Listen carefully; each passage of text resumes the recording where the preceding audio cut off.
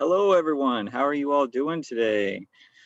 Welcome to our revolution. We're going to give y'all a couple minutes, let people come in, and we'll get our meeting started around 2:05. We want to thank y'all for coming. We have an exciting meeting today. This is actually, I believe, the first time we ever co-hosted with Cannabis Reform of Houston. Although we've done a lot of work with LaTonya, who's a president of Cannabis Reform of Houston, this is the first time we had an official joint meeting with the organization, and we're pretty excited to kick off April with this topic. If y'all can, please go ahead, introduce yourself in the chat, write where you're from, and also what are you hoping to hear in today's meeting? Those of you who just jumped in, we're going to wait a couple minutes. We'll get started with the meeting around 2:05. We're just waiting for people to trickle in.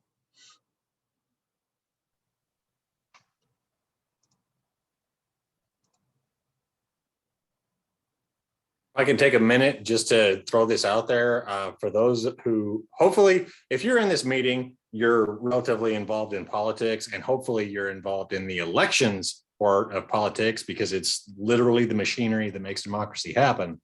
I attended the Harris County Commissioners Court meeting last week, and I am signed up to attend next week to talk about what's going on with the election administrator's office. And I am pleased to announce that while it is a little bit janky, they have formally made an announcement that the Elections Commission will be meeting the day after the Harris County Commissioners Court. Same room, same time, getting started at 10 a.m. So I strongly encourage anyone who has the time and ability and mobility to get to 1001 Preston, either Tuesday for the Commissioners Court meeting next week or Wednesday, April 6th, to hear what's going on with the Election Commission.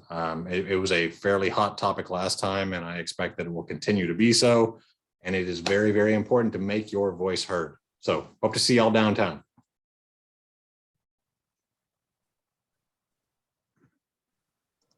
For those of you just jumping in, we're going to get officially started at 2:05. Please introduce yourself in the chats.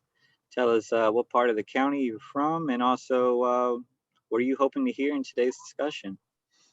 We have a lot of interesting information. I guarantee you will not leave today's meeting without learning something new.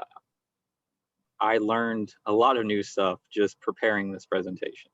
So prepared to be informed.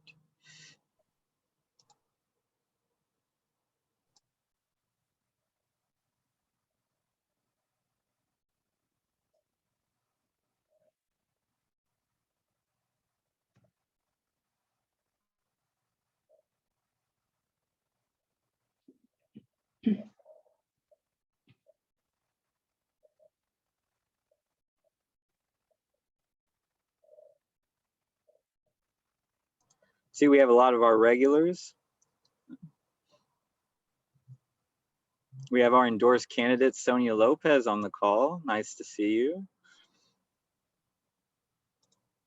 I'm excited about the meeting and eager to see the changes that may be coming with this cannabis reform. It's change long overdue, I can tell you that much. All right, we're gonna get started in less than a minute.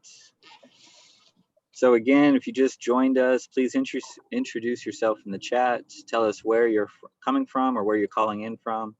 And also, what are you hoping to learn or hear more about in today's meeting?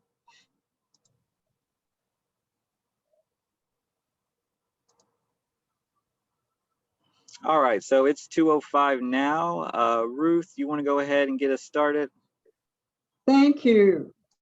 Yes, I'm very happy to welcome everyone to Harris County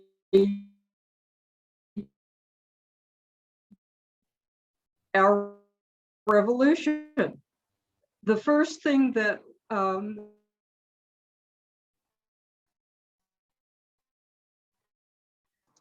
John Ruth, Floyd, if you can hear us, it Ruth sounds like you're Milburn, breaking up. LaTonya Whittington, Chuck Cruz.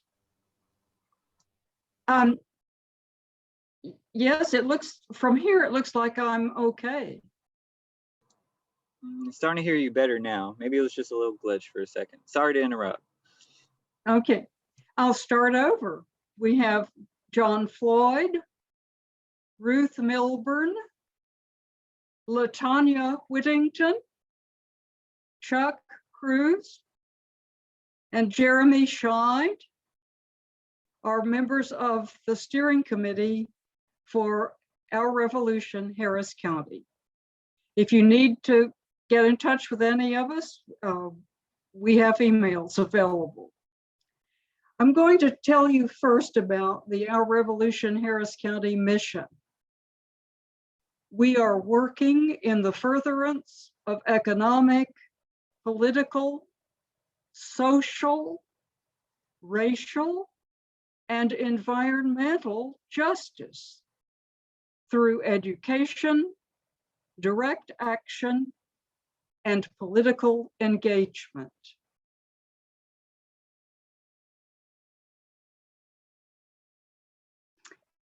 Because our treasurer can't be here today, I'm going to give the treasurer's report. I want to point out that we're getting very close to $2,000 in our bank. And if you can see the fine print on this, you'll discover that the monies that came in during March came from people who are our every month donor list.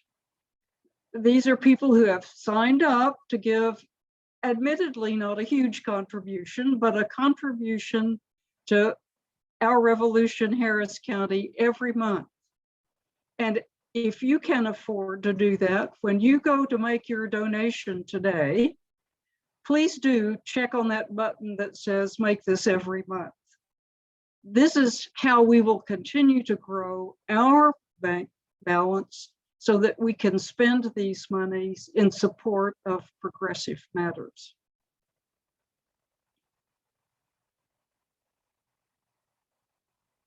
And here is how you will do that. On the left is the button to join the national revolution, and on the right, the Harris County Our Revolution. It's all right to join both of them, by the way. And if you join either one, you are officially a member of Harris County Our Revolution. Thank you. Now, our agenda today, we're expecting to have a discussion with Stephanie Morales about cannabis, with Chuck Cruz, who will talk about CBD, LaTonya Whittington, who, as I mentioned earlier, is on our steering committee, and as Jeremy mentioned, is president of Cannabis Reform Houston, who will speak on cannabis legislation. Then we will talk about supporting our runoff candidates. We do have some of our endorsed candidates in the runoff. We will reestablish the candidates corner and the members moment. And then we will have a very brief discussion about how you can help to grow the progressive movement. I will now turn the meeting over to Jeremy, who has some interesting information he learned. This isn't the new information I learned, but this is some interesting information. So just a little bit of background on the Our Revolution stance on cannabis. For as long, well, first of all, our stance is focused on three areas. One, we do support the full legalization of cannabis. We also work to vacate and expunge all past marijuana-related convictions. It is a shame that people are arrested for owning a plant.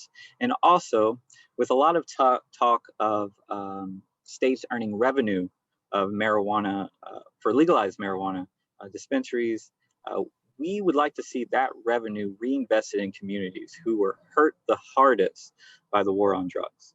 I feel like we need to help those who it hurts, and that's the first step.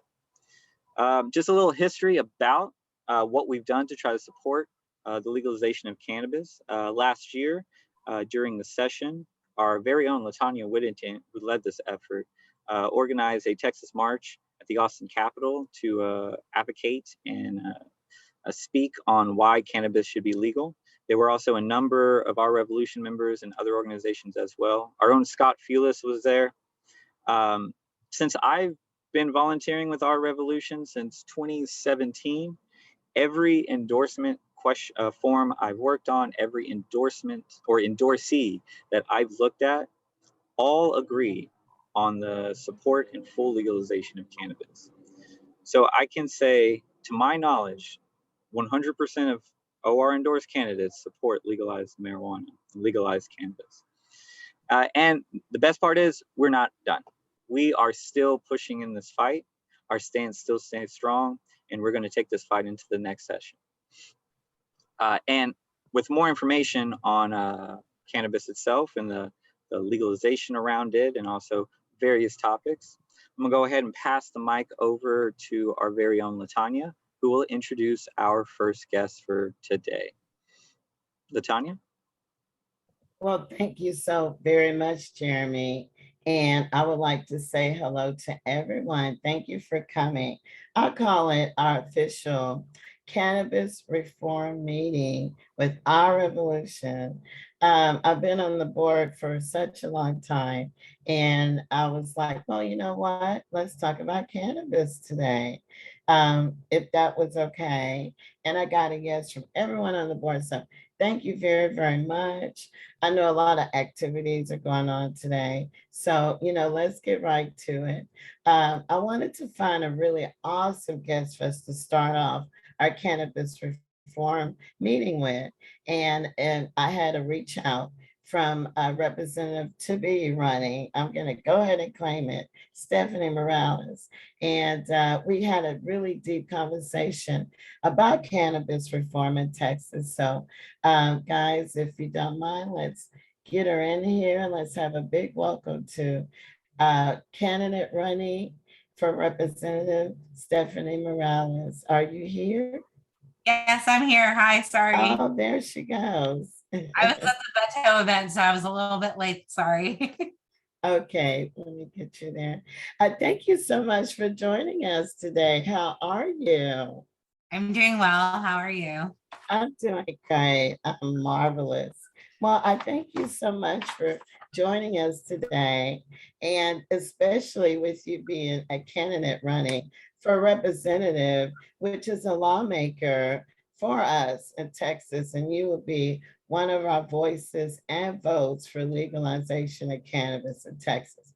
So it's very important I talk to you. It's very important we talk to you as a community. So I have a few questions for you. Are you ready? I'm ready. Okay. So my first one is, what are the differences between legalization, decriminalization, and medical marijuana? So that's something very important that a representative needs to know. Go ahead. So medical marijuana would be something that we would use for medical purposes. People would have a prescription given by a doctor. The doctor would be able to give them exactly what doses they would use and monitor it for that specific person. Legalization of all cannabis would be basically anybody being able to buy cannabis. There are a lot of states that have legalized cannabis. I believe New Mexico just legalized it yesterday. So we are now at 12 states that have legalized cannabis altogether. And decriminalization is completely different in that would be us not prosecuting people for having cannabis. And we've already started that in Harris County, where if you have under 4 ounces on you, you're not actually getting charged with a crime. All that the DA's office or the police officers that pull you over is they give you information on a class that you go and take. And basically it's kind of like a ticket, but that's the way that we've kind of decriminalized it here in Harris County. Well, it's such an old ticket. Do you know that it was instated in 2017? So much has happened, Stephanie, to where that needs to be upgraded. About 2 years ago, I wanted to start a campaign for it. And when I asked, and I want to help me, I even called Kim Ogg's office, because she's the one that advocated. And you would think she would want to upgrade it. I end up actually talking to her one-on-one, and she said that she was perfectly fine with how it was. She didn't think that it needed to be adjusted, So this is the work that I do, and I get out there. No one knows the things that I do. No one knows the things that I hear. But meetings like this and talking to you, people in your position, maybe this will help other knowledge that I can find out, So who knows, maybe you and I could talk to Kim Ogg and get that changed. Anyway, okay, great. All right, so I want to ask you, why do you think that legalizing cannabis is so important to Texans and then just all over the United States and the world? And I mean, I think that legalizing it is important because there's a lot of uses for it. There's a lot of medical uses for it. I have 2 chronic medical conditions that I've had for the past 11 years. I have polycystic ovarian syndrome and endometriosis. And along with those medical conditions come chronic pain and chronic nausea. I have standing prescriptions for pain medication and nausea medication for like 8 years now. And that's a long time to deal with.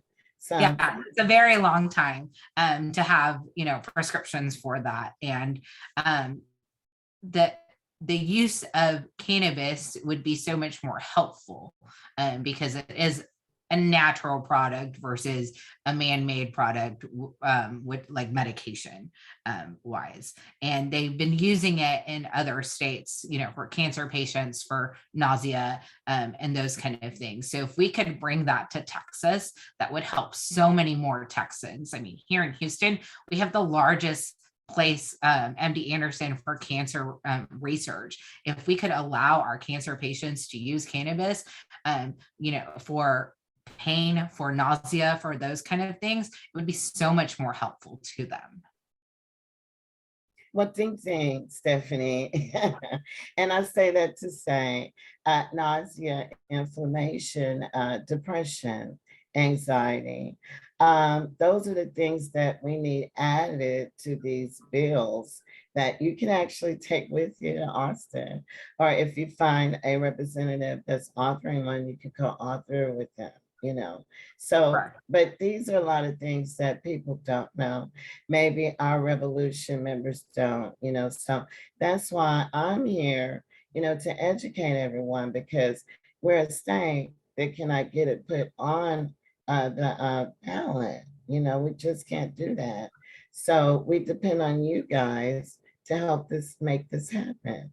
So it's very, very important that we stay connected with you, that we keep bringing up the conversation, even in the oddest situations. That's me, because it needs to have a voice, and that's what we're doing.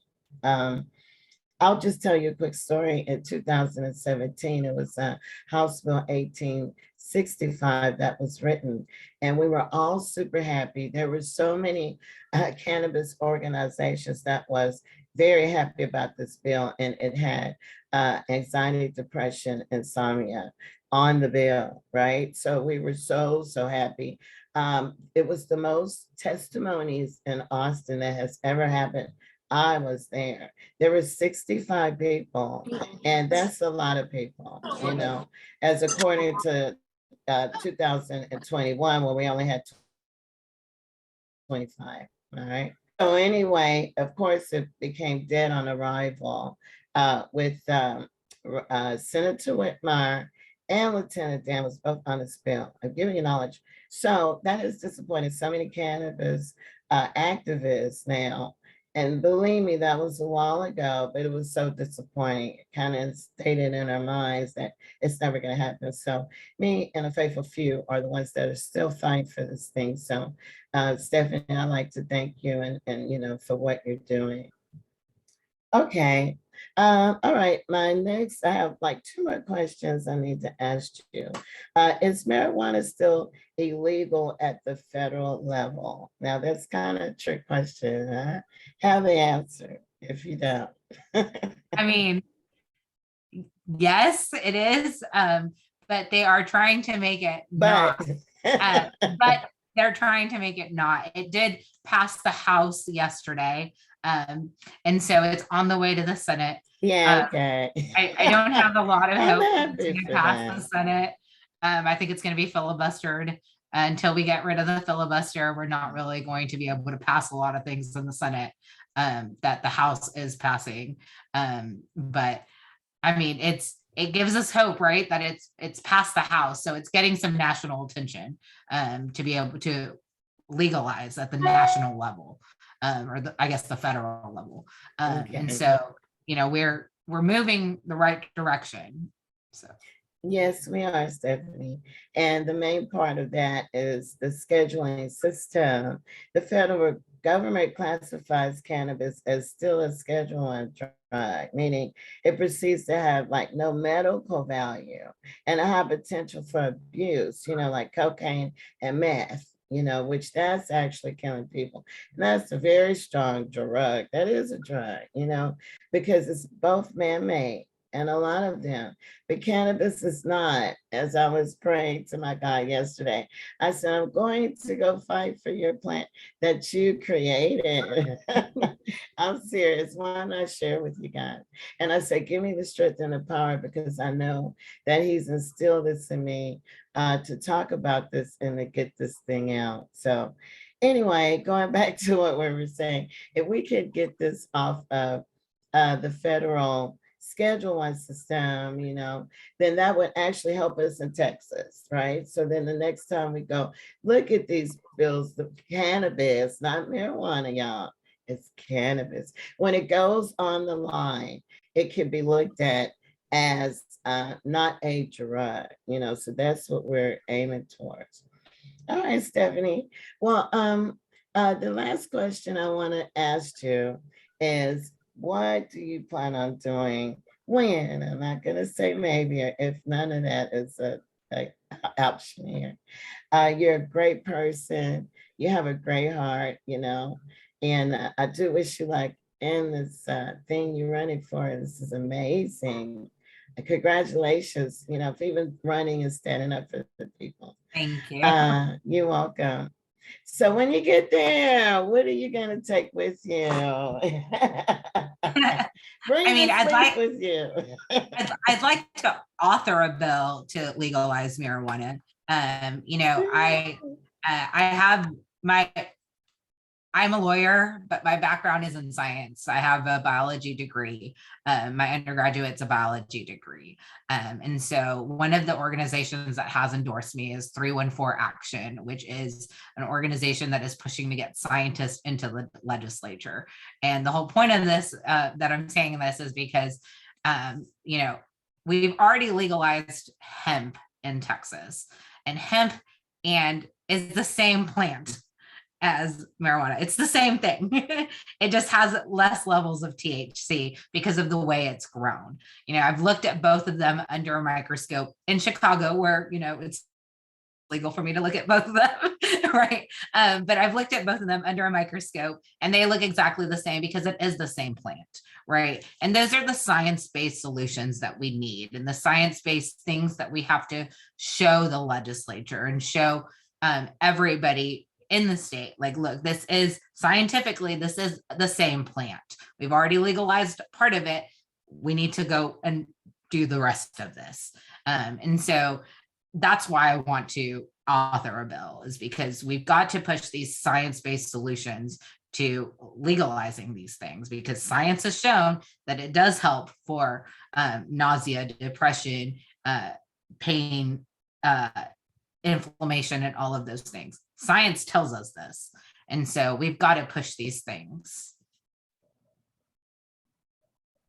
Well, thank you very much, Stephanie. You're absolutely correct with the science of it all. This is what we're going to have to use, for the legislatures to make this thing legal, for us to have our medicine and have it legally instead of, getting it the way that we have been getting it, Correct. But that's the thing. We need to let you guys worry about that part. The ones that are dealing with illnesses, we do need the THC, because that is what we're focusing on, just that, and also to raise the percentage, 1% of THC, which we'll go over a little later, was passed, that really still isn't a lot for a person that's dealing with a severe case of seizures, or, like me dealing with my trigeminal neuralgia. 1%, of course, will not do anything for me. As my husband stated one time, actually, that'll make you sicker. And some people in their situation, and that's very true, So yeah, we are gonna have to use the method that you're saying, but to us patients that need this medication, we know what we need. So we have to medicate ourselves, to what we need. And that's the thing that I tell the legislators when I get there. I have to be honest, and I have to tell them the truth, of what's going on. So hoping that would help. I do think that our pathway to legalizing cannabis is to start with legalizing medical, marijuana, and doing it in kind of a stair step, and going and doing medical first, just because, when I speak, because I've been knocking on doors, I've been talking to people, and I mean, I live in a red district, so I have to talk to people on both sides of the aisle, and a lot of the concern is making sure that we have appropriate DWI laws in place, that workplaces are allowed to decide whether or not they can drug test for that and have their employees, be able to smoke or not. And so I think the way to do it is to have a stair step, and starting with that. And so because like you said, that is what is most important right now. And so we've got to start there and then push all the way in later sessions.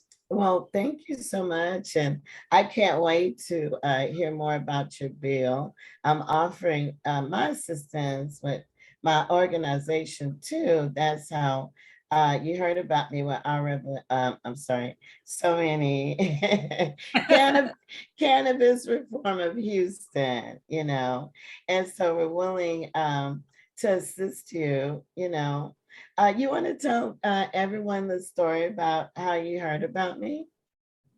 Well, I had heard about you from two different places. I had heard about you through our Revolution meetings, but I also, you're the attorney for Cannabis Reform Houston, Mark Ash, is a friend of mine. And so Mark was like, I'd like you to come and speak at our meetings. Him and I are one of the few court-appointed Spanish-speaking attorneys that are defense attorneys. There's not that many Spanish speakers, and so Mark and I know each other pretty well.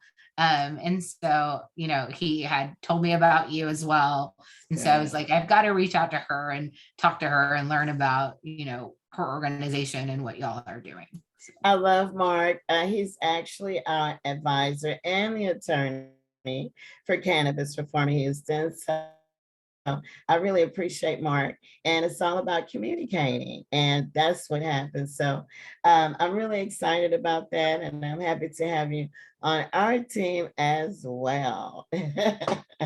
So, all right, I'm through with my questions. I am excited about this bill you're going to take with you to Austin, and I am satisfied.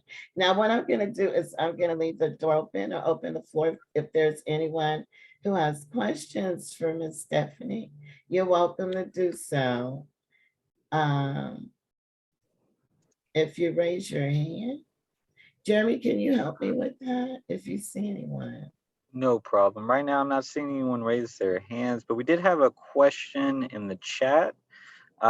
This is from Susan Cummings. She asked, since everything in this country is driven by capitalism, how do we fight big pharma who will see cannabis as a competition for its, I can't even pronounce that word, analgesic products? Well, anyway, Analgesic, yeah, sorry. Thank you, Susan. So how do we fight big pharma overall to try to get this? Stephanie, I'm gonna give that to you. Okay. And I think the way that we do it is that, you know, we pose it as revenue for Texas, right? You know, if we legalize cannabis, we are able to tax it. You know, other states have successfully been taxing and gotten billions of dollars in revenue from just taxing it. You know, and if it's not legal, the state's not getting any revenue for it. But if it is, the state is getting revenue for it. And we can use that revenue for so many things. We can use it to fund our schools. We can use it to lower our property taxes, to fund our CPS system. I may or may not be quoted in the Chronicle saying all this. So, you know, I've thought this through. My Chronicle interviewer was like, I could smoke weed to, you know, help our children. I was like, uh-oh, this is what they're going to think I am. But, you know, we've got to find the revenue for these things. And I think that's how we fight it, you know, as on both sides of the aisle, everyone wants to be fiscally, you know, responsible, right? We want to make sure that we're getting money in and putting our money in the appropriate programs. Nobody wants a state income tax. Nobody wants our property taxes to go higher, but we've got to get that money from somewhere. And I think the way for us to get that money is to legalize cannabis and tax it, because we've got to get it from somewhere. And that's how we fight big pharma, is we make it this as the state is the one that is benefiting from this, and our children are benefiting, or, you know, our property taxes are lowered. We, the people, are benefiting from it. Another question, Stephanie. Michael Hart asked, what would be the best way to contact you after the meeting? He wants to help out in your campaign. So if you could drop your campaign information in the chat, that way not only Michael and everyone else can have access to that. I'm sure everyone would appreciate that. Yes, I will drop it in the chat. I also have a question from, hold on, let me see, what candidates platform. This is from Kathleen Duncan. I'm not sure if this is, you can specifically answer this, Stephanie, but she asked, isn't there a statewide candidate whose platform includes legalizing cannabis?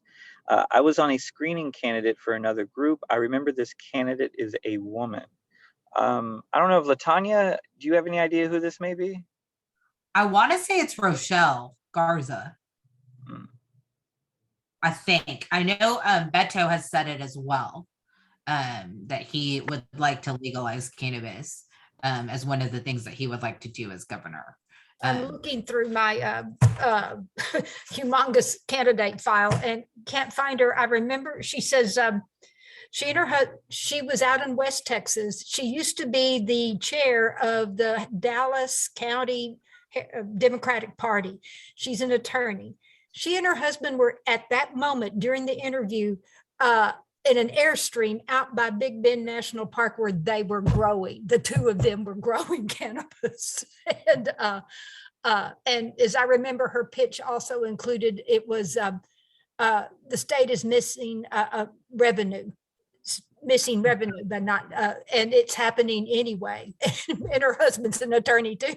So Mary Grace Martinez. I was trying to find it. Maybe Agriculture It's Commission. Susan Hayes. Bingo. That's who it is. Thank you so much. All right. Thank you, Ms. Lopez.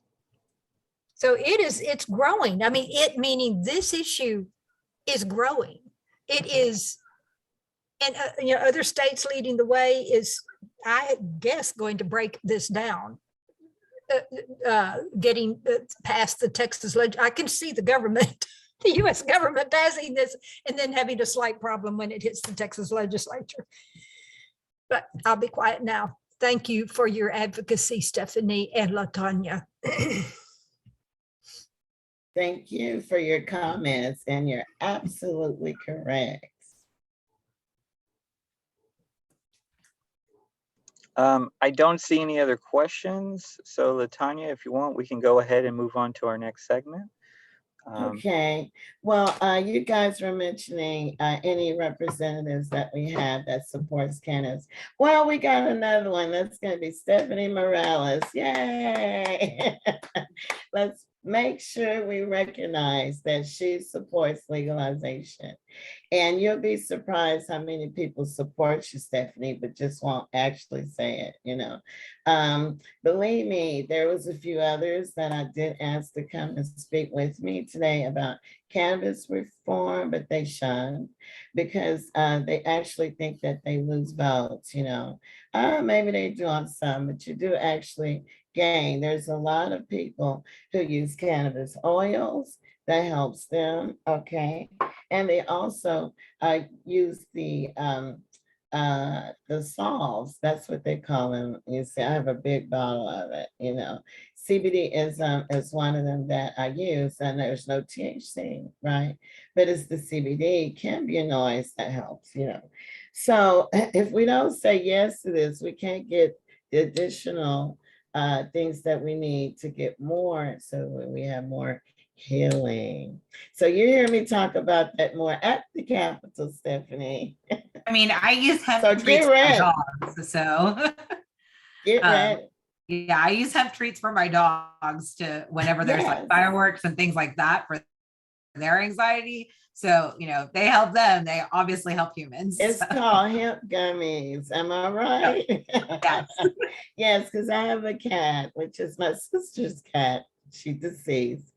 I told her I would take care of her. She gets so erratic, bloop, I pop one of those. It's a sweet night. And it's healthy, and it works. Okay, Stephanie. Well, thank you so very much for joining us. And thank you for joining us all the other times. We really appreciate you being our Revolution Harris County member. Thank you so much. Thank you so much for having me. Okay, well, I think I'm passing it over to Chuck. Chuck, take it away. Howdy, y'all. Just a quick reminder, I myself am a candidate for State House as well. I'm running for HD 128, and I'm 100% in favor of complete and total decriminalization, legalization, and expungement, strongly in line with Our Revolution philosophy. It is time. The drug war has never been a war on drugs. It has always been a war on minorities, and it's a very, very thinly veiled war on minorities and people that the cops want to throw in jail for whatever reason. So it's time to end this joke, this hoax, long time gone. Anyways, what I'm going to be talking about are some of the very recent developments, specifically here in Texas, and then I will finish off talking about briefly what's been going on with the House of Representatives in Congress. Well, I wanted to start with how we got to where we are today. So in 2018, Mitch McConnell, of all the terrible things he's done, actually was in support of the 2018 U.S. Farm Bill, which legalized production of hemp. And so I wanted to be absolutely clear.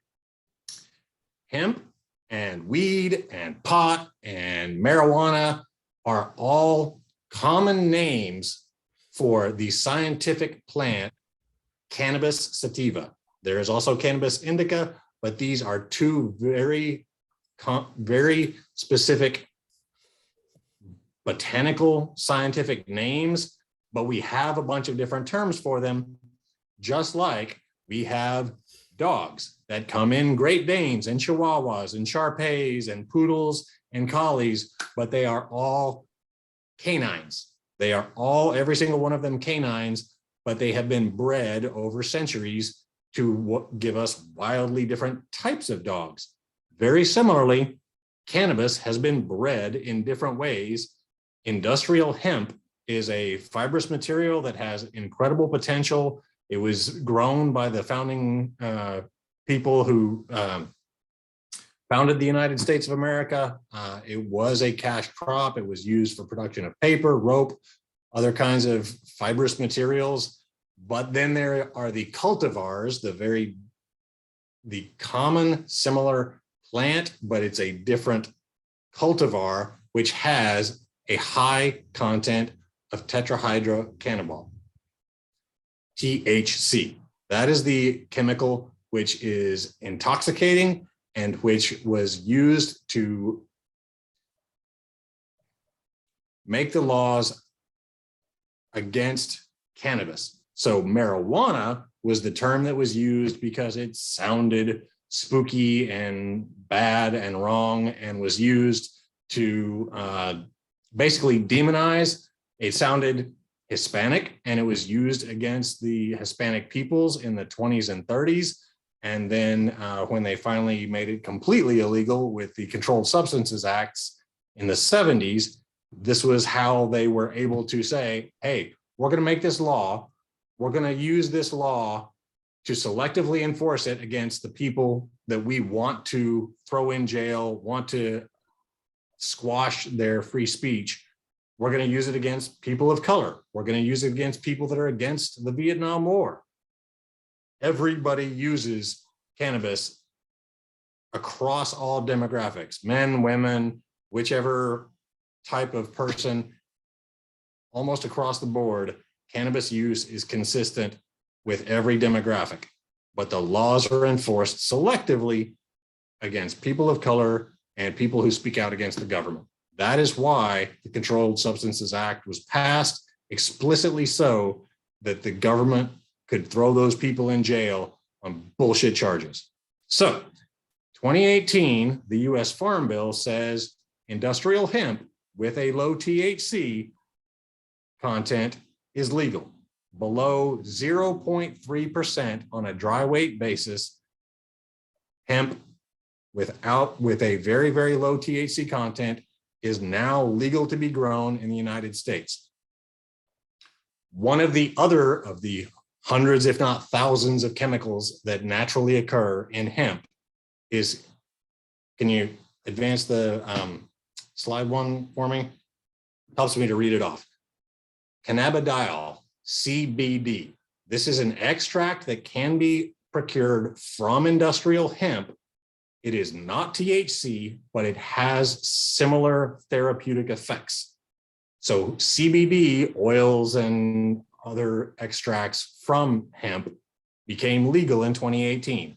However, the 2018 Farm Bill explicitly forbade high percentages of THC and made it illegal to produce and sell.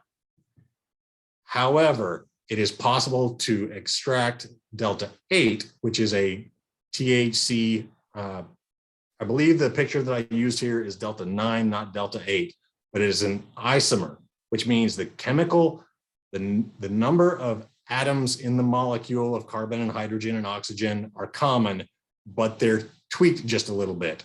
So you can see the H's that have the solid triangle and the H that has the kind of dash triangle connecting it to the molecule. That's the major difference between Delta 8 and Delta 9. It is a tiny isomerization difference that does dramatically change the effect, but there is easily accessible THC Delta 8 in the industrial hemp. The high content of Delta 9 is illegal. Now, in 2020, I'm going to mix it up, but the link here has more of the stuff because I apologize. I am not an expert in this. I've been taking a crash course so that I could try to talk about it intelligently. But when the, if you could advance the slide one more for me. Texas Department of State Health Services, DSHS, in October of 21, just decided that Delta 8, which had been legal for 3 years, was going to be illegal. And they did this in violation of their own procedures. What they were supposed to have done, per their own procedures, was call a hearing, provide adequate notice of that hearing so that people could show up and talk about what they're trying to do and give their opinion on it. DSHS made virtually zero public notice, so nobody showed up. So they went ahead and did exactly what they felt like doing and said, oh yeah, we're going to make it illegal because we can. Hometown Hero is a distributor of Delta 8 products. They rapidly filed suit and were granted by a judge an injunction against the DSHS making it illegal. So they got their injunction. Delta 8 is back on the market. It is now legal again. DSHS appealed and then lost. They said, oh, well, we're going to keep on going again, and appealed to the Supreme Court of Texas. And the Supreme Court of Texas said, we're not going to touch this. You're being, well, they, I don't know that they gave the color, but they basically said, we will not hear this case. The injunction that was granted to Hometown Hero stands, and Delta 8 is legal on the market. What happens in the 88th Texas legislature? Who knows? They have just recently passed a law that allows people to be vigilantes against people who are providing abortion. So it is entirely possible that in the next Texas legislature, they will pass some other kooky law to allow anyone to sue somebody who is observed consuming cannabis products. They come up with the most batshit stuff all the time. And that's why I'm running for office. That's why Stephanie's running for office, so that we can get in there and bring sense and logic and science to the Texas legislature. So we've got the links in here. I strongly encourage folks to go do your own research, because I'm giving a very, very high level of what's going on. But they've been basically playing Calvin ball, where they're just making up rules as they see fit and changing things on a whim. And it's up to us to take back control of the Texas legislature and have them follow the science. So if we could advance the slide one more. So prior to yesterday, and really still today, this is the state level legalization of cannabis across the United States. So the dark green, both recreational and medical, is legal. You can go into a store in any one of the dark green states and buy cannabis. You can buy bud, you can buy different extracts, derivatives, whatever is legal on the market. In the light green states, medical marijuana is legal, but recreational is not. And of course, in the white states, none of it. No marijuana consumption, no cannabis consumption is legal in any form, except for, as we were just talking about, the Delta 8, Delta 9, CBD, which was legalized by the US Farm Bill. Now, yesterday, the House of Representatives passed the MORE Act, and that will legalize marijuana, cannabis, completely across the United States. And I have not read the entirety of the bill. So again, I leave it up to somebody else who's got legal expertise, but it is my understanding that will further cause the folks that are currently sitting in jail exclusively for cannabis laws to be released and have their records expunged. Now, how that's actually going to get through the Senate and whether or not Biden's actually going to sign it remains to be seen. We have major hurdles to overcome, but we have just overcome one of the largest hurdles that's been standing in our way for well over 50 years. So we have made a great stride. There are more to make. Stay tuned for more, because we are at the cutting edge of fighting for justice and freedom in the United States.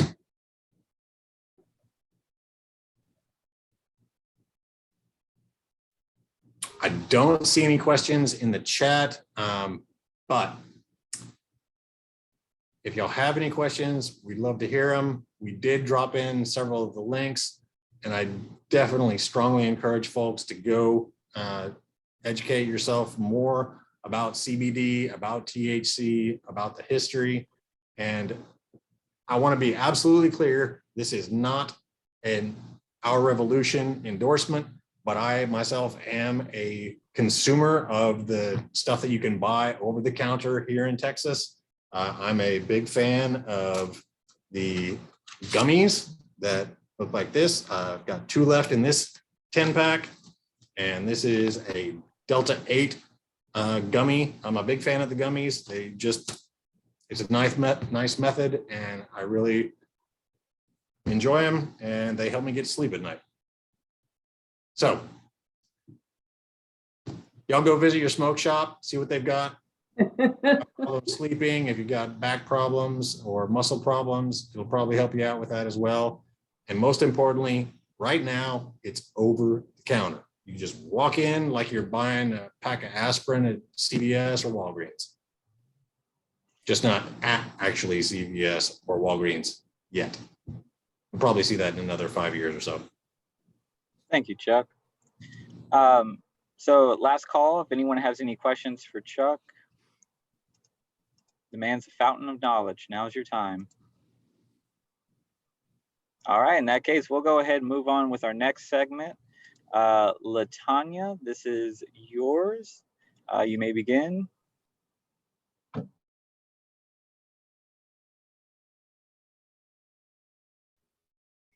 Okay, great. Well, can you guys hear me? Just give me a thumbs up. Okay.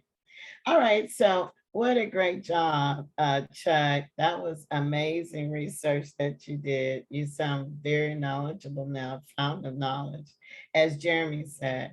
Thank you so very much.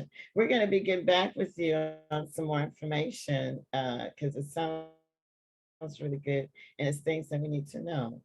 A lot of us are using Delta 8 and Delta 9 now because that is what's available to us. You know, that's all that we have. So it's really great that we need to know about it.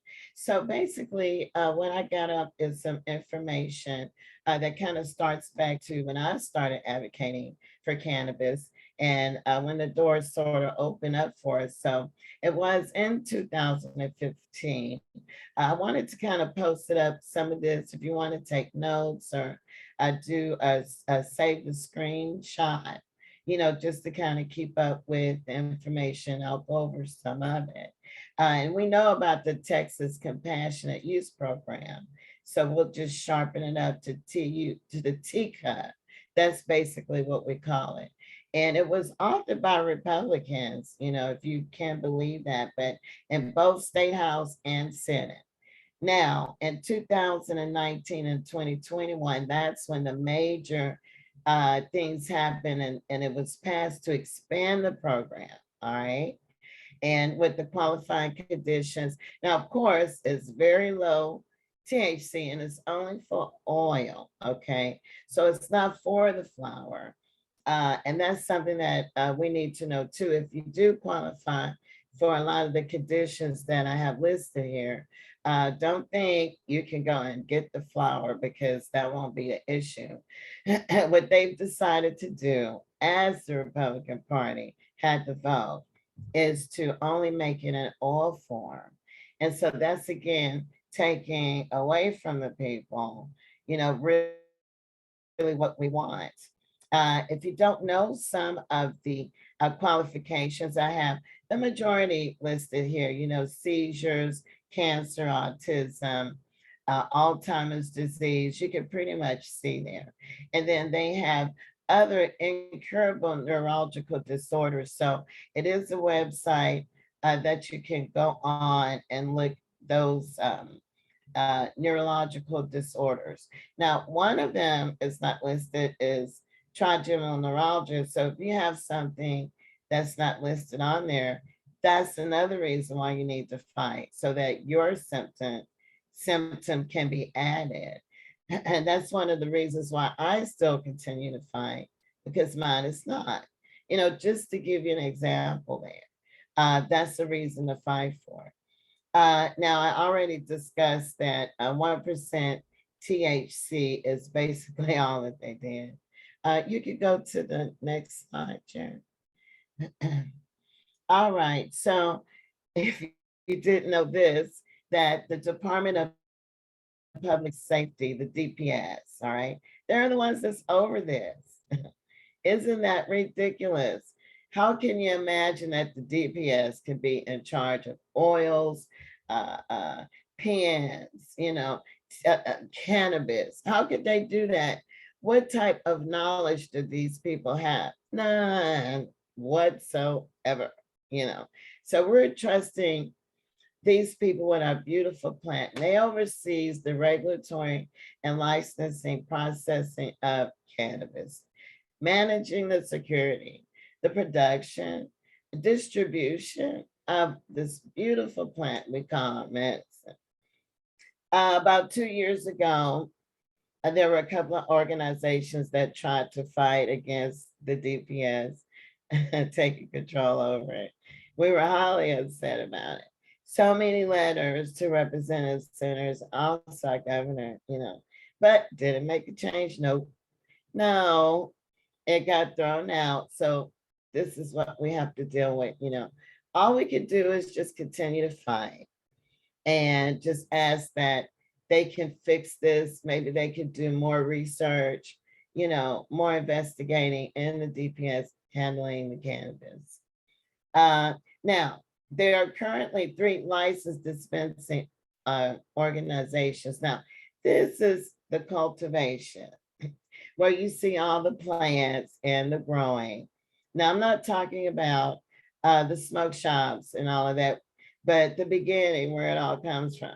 So there's only 3 in Texas, you know, and we are a big state, you know, so we have plenty of room to have more than 3, you know, but this is what we have to fight for. Compassionate Cultivation, they were the very first ones in 2017. So of course, they got the name.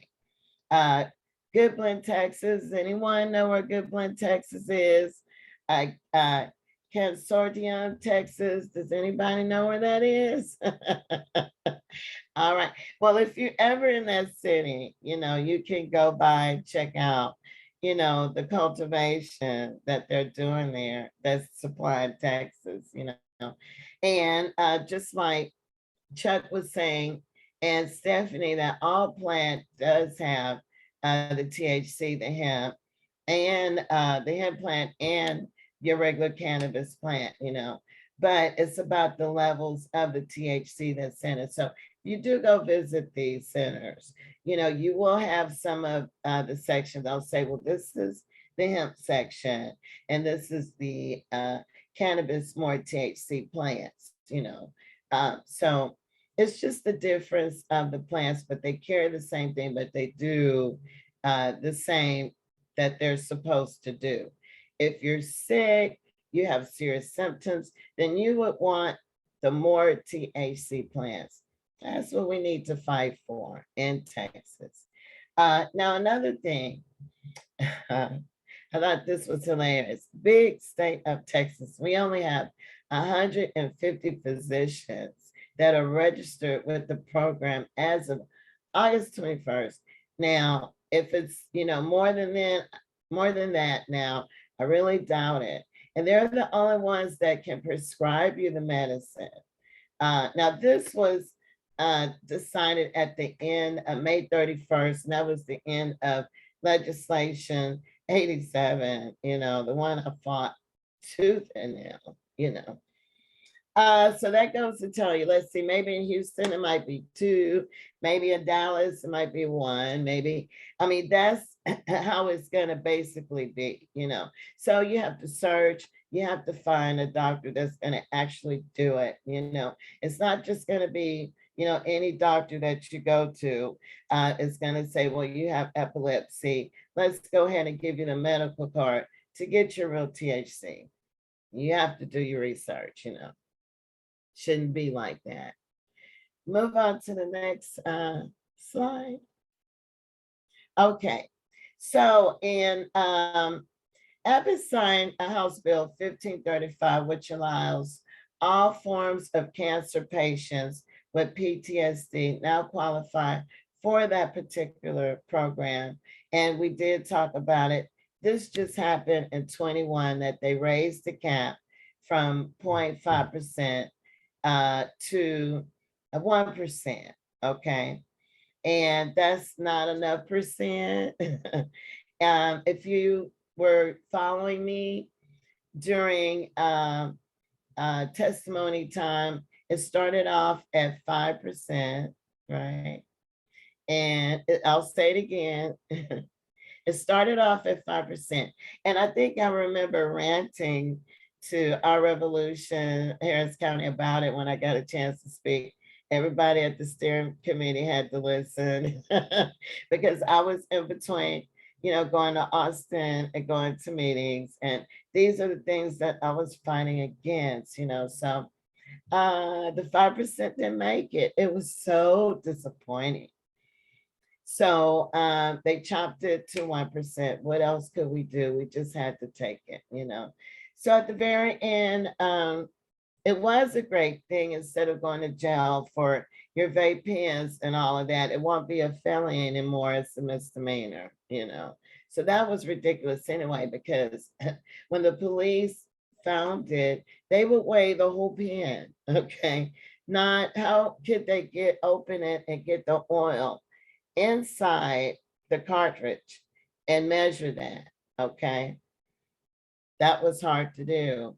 So they wanted to find a way still to get you, So it's a misdemeanor, Class B misdemeanor, all right? And that's House Bill 2593. So they reduced the penalty for possession of cannabis flower, eliminates the jail time in small amounts, and that's House Bill 441. So that's all over Texas, okay? So in some places, it's not like Houston, which is 4 ounces or less. Some cities, it could be a half an ounce, it could be 0.5 ounces. You just have to find out what your city is doing, right? And so this bill gives them the right to do it. The enshrined parental protection, that's basically for parents that are traveling state to state for their kids that need cannabis that's prescribed to them. As I went to testify, there were plenty of parents that was there fighting for that particular right because they were being arrested, taken to jail, and charges filed on them for having cannabis, on them. And they're totally explaining to cops that it's for my child. They show them the medical card and everything. And what does that do? Nothing. They're still arrested. I had one parents reach out to me, and he was traveling from Ohio. He got busted in Dallas, coming to Houston. It's where his daughter lives. So he wanted me to help him, go to the trials, all this kind of stuff. He was very distraught, and his daughter. So these are the things that people are actually going through. It's not examined. It's not examined, and it's not really looked at. But us as advocates need to participate, get more involved. It could be just one thing that you do to help the movement, but it's that one thing that's important. And they improved the Compassionate Act program. That was House Bill 1535. Okay. But in actuality, for cancer patients and the PTSD patients, we're very happy because of military patients, that have to deal with that type of illness. Now they can start taking all that medicine. It's cut down a lot of suicide rates, that deal with that, so we're very happy about that. But still, we need anxiety, depression, inflammation. That's the most important thing. Inflammation is everything. It's high blood pressure, you broke your toe, you bumped your arm, you can still get your cannabis. Inflammation, migraines. Migraines is not listed on that list. But for a lot of us, cannabis or oil, even rubbing this on your temple, stuff like that, it does help. Just imagine if this had some THC in it, what great works it would do, So again, this is why I continue to fight. I go to the next slide, and I think this would be the last one. I could talk about cannabis all day. All right. So Cannabis Reform of Houston is a nonprofit organization, 5C3. Okay. So, we do ask for help. We ask for contributions. It takes a lot to go up to Austin to testify. Imagine, I spent a lot of my money, but I'm doing it for the people of Houston, to represent of Texas, but sometimes I need help. There's hotel stays, there's getting there, getting back. We need pamphlets, information to give out to people, affidavits, So all of that really helps, So our Instagram, you could get on as Free the Weed HTX. Facebook is facebook.com/group/CROF Houston. And our website, cannabisreformofhouston.org. Sorry, I forgot the N there, but it's Houston with an N.com. That was my mistake. I'm sorry. You can Cash App Tanya T. Aham. And we have a one-time fee of $20, and that gives you a membership with us. And we do have different events. It's my cannabis thing. We have different events, like we do have shows, we have programs, and you might need to get in. Probably it's half fee to get in, or it'll be free. You'll automatically get a t-shirt too, ship it to you. And so there's many things with the membership. So if you consider, join us. I'd like to just go over our statement. Cannabis Reform in Texas is an organization that individuals who are committed to promote honest, meaningful dialogue regarding the virtues of marijuana and cannabis use, and the negative effects of marijuana prohibition. Promote removing all criminal and civil penalties for adults' use and possession of marijuana. Promote allowing all persons to legally and safely obtain and use marijuana and cannabis for medical purposes. Promote allowing adults the legal and responsible use and possession of marijuana and cannabis for recreational purposes if we can get there. All right. My last thing I like to share with you, I've given you all this information, so what do I do? What do you do? Well, ways that you can advocate is find your representative, find your senator. Go on Google, okay? And then you type in who represents me. Once you do that, it'll ask for your address or your zip code. You put that in and it shows you everybody, your rep, your senator, everyone that works for you in your district. You can write a letter, or you can email them why you feel like cannabis legalization is very important important, okay? And there's so many other ways to advocate, but I'm gonna hold it there because later I will go over how to do some sample scripts, how to write your testimony to the lawmakers, and how to go to Austin and testify for what? Cannabis reform bills. All right.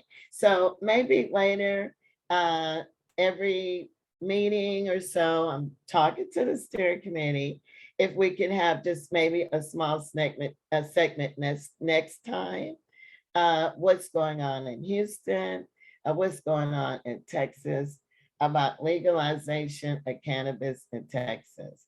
So I'm gonna pass the mic to Jeremy. And I'm going to do this one time. Thank you so very much for listening and allowing Cannabis Reform in Houston to share this meeting with you guys. Free the weed in Texas. Thank you, LaTonya. And just to finish off on the Cannabis Reform of Houston, I've added the goals of Cannabis Reform to Houston to move the public opinion in Texas sufficiently to reform marijuana laws and provide a voice in the public policy debate for responsible marijuana consumers, patients, and to those who support reform. Cannabis Reform of Houston provides resources to Texans who, who oppose marijuana prohibition and support ending the practice of arresting marijuana consumers. So remember, free the weed in Texas and support Cannabis Reform of Houston. Thank you very much, Jeremy. And I would like to say that Jeremy is a member of Cannabis Reform in Houston, and he definitely had the honor and the right to read that. So thank you, Jeremy. Yes, I'm a proud member of Cannabis Reform of Houston. So moving on, we'd like to mention our runoff candidates. So keep in mind, the primary is not finished. We still have 6 exciting candidates who are still working hard in their election season, and they're counting on you to go out and vote for them. We have Diana Martinez Alexander, who I see just joined us on the call. We have Jason Luong, Monica Singh, Benjamin Chou, Sonia Lopez, who just had to leave just a few moments ago, and Steve Duble. Just keep in mind, early voting for this period is between May 16th through the 20th. So we don't have that normal like 2-week-ish early voting period. This is a very smaller window, only that 1 week. I think it's a Monday through Friday period. And actual election day will be that following Tuesday on May 24th. Remember, y'all, voting in the runoffs is super important. Historically, it's super low turnout, so your vote matters even more than in the actual primary because it holds so much more weight. We also wanted to notify y'all that the runoff elections is not technically the only election coming up because Texas like to confuse voters for some reason. I don't know, something like making us not want to vote, something along those lines. But there is another election before the May runoffs. We have a uniform election that's going to be focused on more local-based issues and also some constitutional amendments. As of right now, I believe there are 2 constitutional amendments on the ballot. We're going to give you more information about those during our, on our Facebook page, through our emails, and also on our next May meeting, once we do our proper research and see how where we stand on these issues. As I said earlier, don't forget the runoff elections. If you do not know if you are going to be voting or you fall in any of the districts of any of these individuals, you can use LaTonya's method of going on Who Represents Me to find out, or you can go to harrisvotes.com where you can download a sample ballot. That's right. You can actually take a look at the ballot before you actually go to the voting booth, so you know exactly who you're voting for. I also wanted to mention, don't forget to sign up, become a state delegate for our Texas Democratic Convention this summer. Although our revolution is considered a nonpartisan revolution, we do find it important that we have to work within the system to change the system. And I don't know if y'all know this, but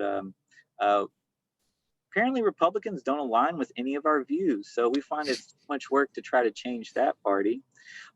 But Democrats, many Democrats do share our progressive views.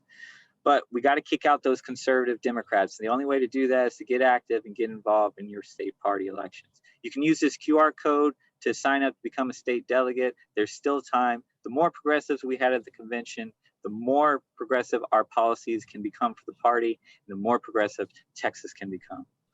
I also want to turn this over to Chuck. Chuck was going to give us some additional information about the sample ballot. Chuck, are you there? Got it. And I have just started sharing, I hope. So now everybody should be able to see the Harris Votes website. And this is fairly persistent. So while what is on the sample ballot is going to change, the link should always be right here. So what you're going to do is click right there on sample ballot, and it's going to need to know some information about you. And then at the minimum, you're going to need to put your name and like a house number, something like that. It'll click on search. Now, it will only give you the sample ballot for the upcoming election, okay? So we cannot just yet see what's going on for the runoff because we've got the one for the local and constitutional amendment. But you can print your sample ballot, and this is a short one. There are only 2 choices.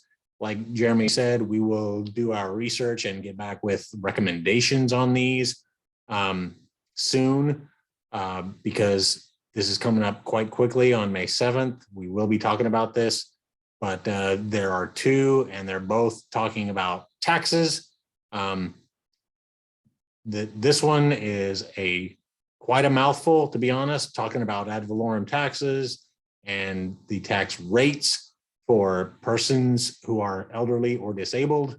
And then this one is talking about the homestead exemption value changing from $25,000 to $40,000. Money for schools has got to come from somewhere. And if we raise the homestead exemption, we are cheating the public schools, in my opinion, because we have not been told where that lost funding is going to come from. Because it's going to come from somewhere, or the schools are going to suffer, or honestly, possibly both. So I'm leaning against this one, but we will do our research and get back to y'all soon. But this is how you view your sample ballot, and it is, as I said, fairly persistent. So one more time, from the landing page right here, sample ballot, and then name and house number should be the minimums you need there to find where your sample ballot is. For this one, it's the state constitutional amendments. So it's the same for everybody, but when we get to the runoff later in May, those will definitely be on a district. Many of the races will be on a district basis. So where you live will matter. That's pretty much it for the Harris Votes website. And one more time, for if folks weren't here when I was talking about it earlier, Longoria is under a lot of bad publicity for the way the primary ran, and the Harris County Commissioners Court will be meeting on Tuesday, and the Elections Commission will be meeting on Wednesday. So if you have the time and availability, please meet me down at 1001 Preston. You can kind of see it right there. This is the building downtown. Otherwise, I believe there are options for joining virtually via Zoom or something like that. But the way to check that is Harris County Commissioners Court, and take a look at the agenda and where it's going to be. And here are the meeting notices. So check that out, y'all.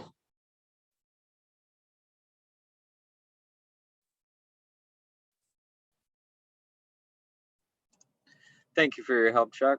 I also wanted to mention, thank you, Ruth, for mentioning that Spring Branch ISD and Klein ISD, thank you, Judy, for the Klein one, are also having elections and also a bond election during that May 7th period. So a lot of local issues are usually handled during those uniform elections. So keep up to date on your school board. And if you know of any candidates who are running for school board that align with our values, please throw their names to us. We would be very happy to help out any progressive candidate that we can in a short amount of time. Before we move on, I do see a question regarding cannabis from Susan Cummings. I don't know if LaTonya or Chuck, you could answer this, but it said regarding cannabis, is normal considered a good ally or advocate? Well, go ahead.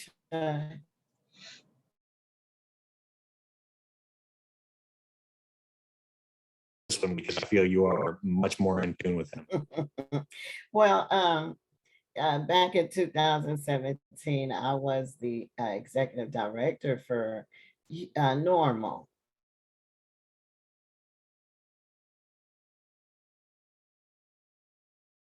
Yes, they are very active in Austin at the Capitol for legalization. They're pretty much lobbyists, you know, so they pay to play, you know. So I'm just giving you the insight of what they do. And to some degree, that's a good thing, you know, because they supported a lot of representatives and senators that's gotten some things passed, you know. But and they do give out great information.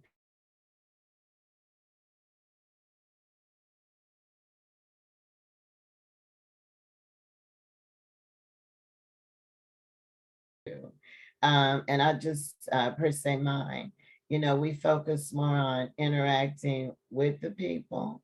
We focus more on educating the people. And, you know, it's just very important that education is known, you know. So me, I'm just kind of a free art person. If that is a route that I own research on them, you know, just to see if that's the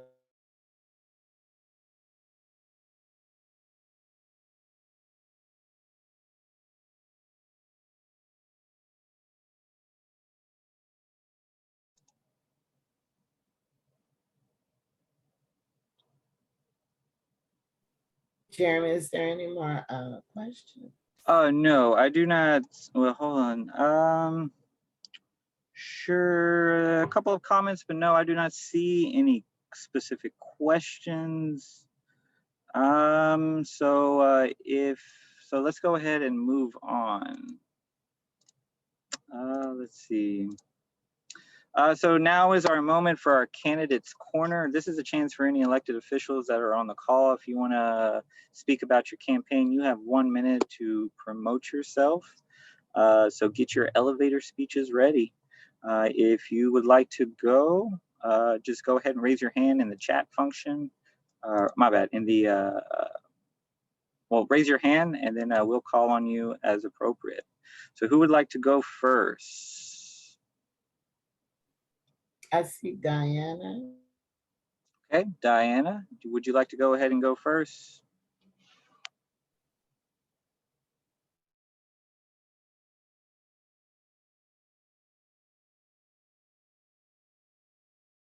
Everyone, my name is Diana Martinez Alexander, proudly endorsed by Our Revolution Harris County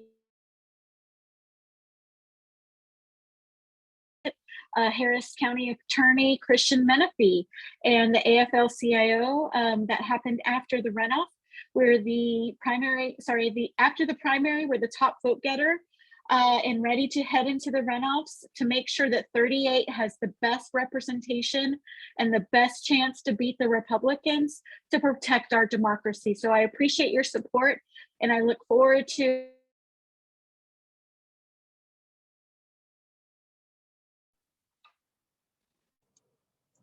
Thank you, Diana. Do we have any other candidates on the call?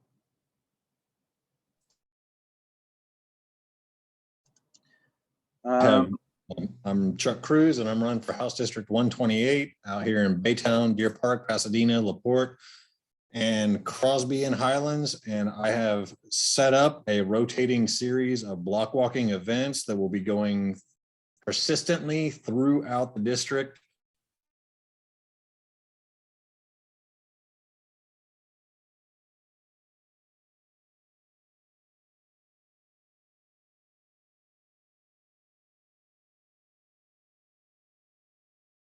Of the month. So for example, the second Saturday would always be in Baytown, and the third Sunday would always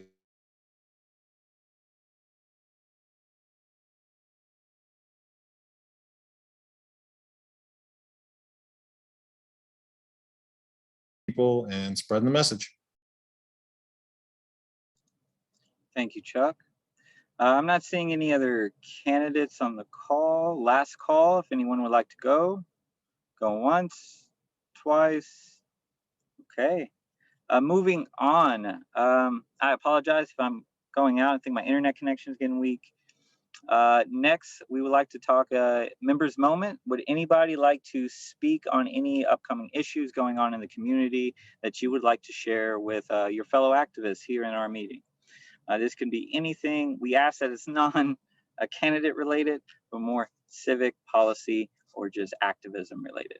Would anyone like to speak?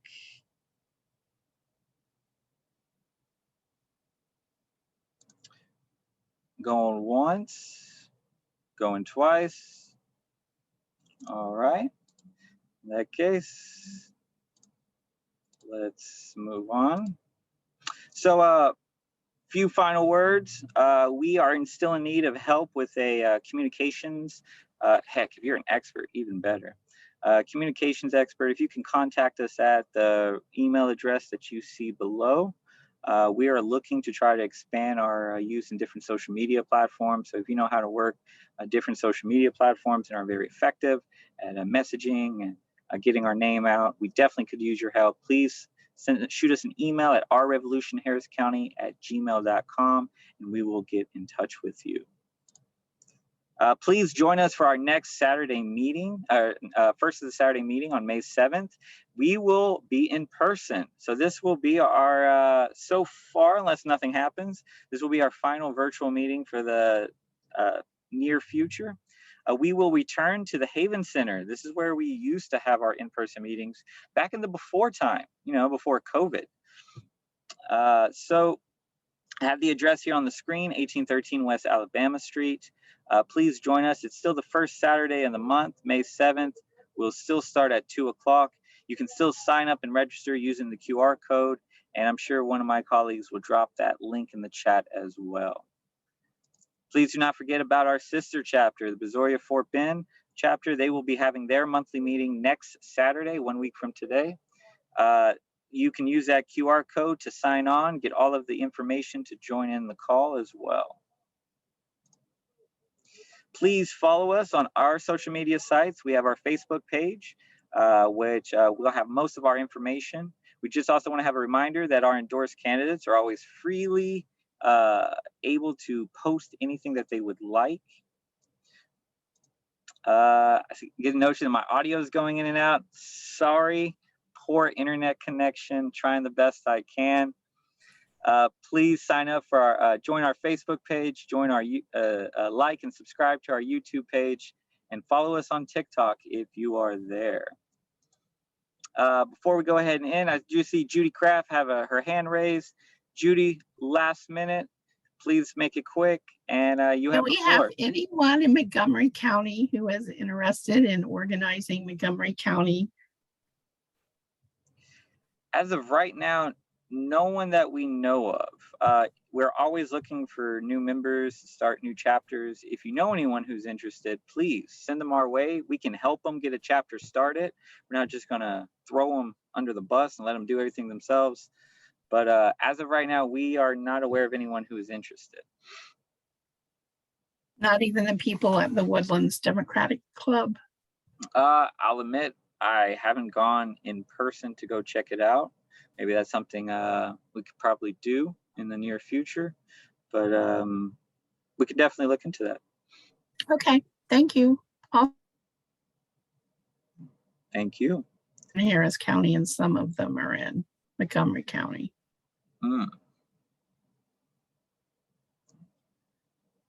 Montgomery County Democrats for probably over a year now, because I first heard about them and their struggle to work in that very red county. Oh, yeah, I know that's where most of my very Republican relatives live.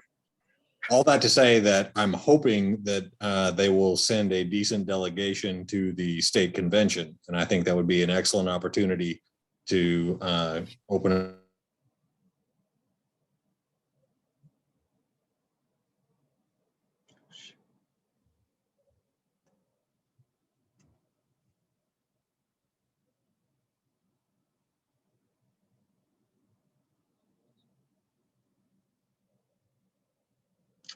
I don't know if you can hear me, but I'm losing connection.